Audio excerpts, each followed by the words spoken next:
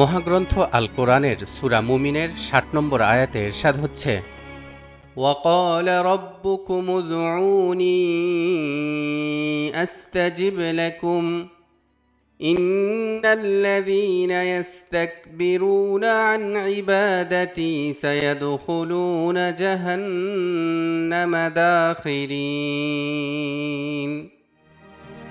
তোমাদের প্রতিপালক বলেছেন, তোমরা আমাকে ডাকো, আমি তোমাদের ডাকে সাড়া দিব। নিশ্চয় অহংকারবশে যারা আমার ইবাদত থেকে মুখ ফিরিয়ে নেয় তারা লাঞ্ছিত হয়ে জাহান্নামে প্রবেশ করবে। কোরআনের কোনো ব্যাখ্যাকারক এই আয়াতের অনুবাদ করেছেন এভাবে, তোমরা আমার কাছে দোয়া করো, আমি তোমাদের দোয়া কবুল করব। এছাড়াও আয়াত থেকে বোঝা যায় দোয়া স্বতন্ত্র ও গুরুত্বপূর্ণ একটি ইবাদত। যারা অহংকারবশত আল্লাহর কাছে কিছু চাইবে না তাদের ঠিকানা হবে জাহান্নাম। রাসূলুল্লাহ সাল্লাল্লাহু আলাইহি ওয়াসাল্লাম বলেছেন, মাল্লাম ইয়াদউল্লাহ সুবহানাহু গদিবা আলাইহি।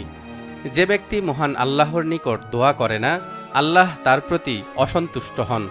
এমনিভাবে কোরআন হাদিসের বহু স্থানে দোয়ার গুরুত্বের কথা স্থান পেয়েছে। এখন প্রশ্ন হলো, আমাদের দোয়া কি সত্যিই কাজ করে, নাকি এটি শুধুই আত্মসন্তুষ্টির মাধ্যম? আধুনিক নিউরোসায়েন্স বলছে, প্রতিদিনের ইতিবাচক চিন্তা ও প্রার্থনা আমাদের মস্তিষ্কের গঠন বদলে দিতে পারে। আর ইসলামও বলে, দোয়ার শক্তি বাস্তবিকই আমাদের জীবনে আমূল পরিবর্তন আনে। দর্শক, আজকের ভিডিওতে আমরা আলোচনা করব আল মুজিব, যিনি দোয়ার জবাব দেন। এই গুণের বৈজ্ঞানিক ব্যাখ্যা, নিউরোপ্লাস্টিসিটির প্রভাব এবং কিভাবে দোয়া আমাদের জীবনে পরিবর্তন আনতে পারে সে সম্পর্কে। ভিডিওর শেষ পর্যন্ত আমাদের সঙ্গেই থাকুন। মহান আল্লাহ তাআলার ৯৯টি নামের একটি হল আল মুজিব, যার অর্থ যিনি সাড়া দেন। কোরআনে বলা হয়েছে, وَإِذَا سَأَلَكَ عِبَادِي عَنِّي فَإِنِّي قَرِيبٌ أُجِيبُ دَعْوَةَ الدَّاعِ إِذَا دَعَانِ فَلْيَسْتَجِيبُوا لِي وَلْيُؤْمِنُوا بِي لَعَلَّهُمْ يَرْشُدُونَ। আর যখন আমার বান্দাগণ তোমাকে আমার সম্পর্কে জিজ্ঞাসা করবে, তাদেরকে বলো, আমি তো নিশ্চয়ই তাদের নিকটবর্তী, আমি আহ্বানকারীদের ডাকে সাড়া দেই যখন সে আমাকে ডাকে। সুতরাং তারাও যেন আমার ডাকে সাড়া দেয় এবং আমার প্রতি ঈমান আনে, তাহলেই তারা সঠিক পথপ্রাপ্ত হতে পারবে। এই আয়াত বলছে, দোয়া করা মাত্রই আল্লাহ জবাব দেন। কিন্তু প্রশ্ন হলো, আমরা কিভাবে এই জবাব অনুভব করব? দর্শক, এর উত্তর লুকিয়ে আছে আমাদের ব্রেনের নিউরোপ্লাস্টিসিটিতে। নিউরোপ্লাস্টিসিটি হল মস্তিষ্কের নিজেকে পরিবর্তন করার এবং নতুন স্নায়ুবহুল সংযোগ গঠনের ক্ষমতা।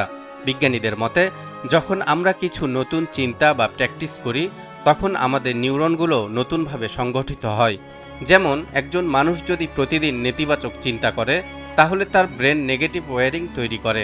ঠিক তেমনি কেউ যদি প্রতিদিন আত্মবিশ্বাস ও আশা নিয়ে কথা বলে তার ব্রেন পজিটিভ ওয়্যারিং তৈরি করে। ব্রেনের নিউরোপ্লাস্টিসিটিতে দোয়ার প্রভাব অসাধারণ, কারণ দোয়া করা মানে বারবার ইতিবাচক বিশ্বাস পুনরাবৃত্তি করা, যা মস্তিষ্কের গঠনই বদলে দিতে পারে। ধর্মীয় প্রার্থনা ও মেডিটেশন মানুষের ব্রেইনে স্থায়ী পরিবর্তন আনে। প্রখ্যাত নিউরোসায়েন্টিস্ট ডক্টর অ্যান্ড্রু নিউবার্গ বলেছেন, যখন একজন ব্যক্তি নিয়মিত প্রার্থনা বা ধ্যান করে তখন তার ব্রেনের প্রিফ্রন্টাল কর্টেক্স বা যুক্তিবাদী চিন্তার অংশটি শক্তিশালী হয় এবং অ্যামিগডালা বা ভয়ের কেন্দ্র কম সক্রিয় হয়। আমরা যখন দোয়ার মধ্যে বলি, আল্লাহ আমার দোয়া কবুল করবেন, তখন আমাদের ব্রেন আশাবাদী চিন্তার জন্য ওয়্যারিং তৈরি করে। এটি মানসিক চাপ কমায় এবং আত্মবিশ্বাস বৃদ্ধি করে।